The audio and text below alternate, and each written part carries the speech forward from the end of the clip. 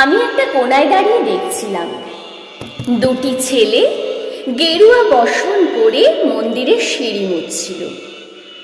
এত মন্দিরে আমি কাউকে সিঁড়ি মুছতে দেখিনি। এত ভালোবাসা দিয়ে আমি কাউকে ধুলো তুলতে দেখিনি। সিঁড়ি নয়, যেন জননীর ত্বক থেকে ধুলো তুলছিল। এভাবে কেউ সিঁড়ি থেকে ধুলো মুছতে পারে এ আমি কোথাও দেখিনি। স্থিতপ্রজ্ঞ মহারাজকে জিজ্ঞাসা করলাম, এই ছেলে দুটিকে?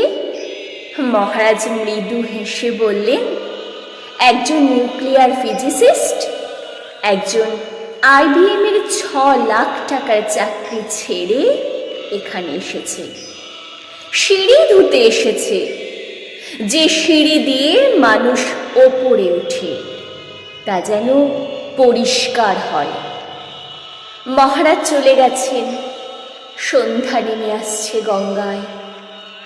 আমার ভেতরেও নামছে সন্ধ্যা।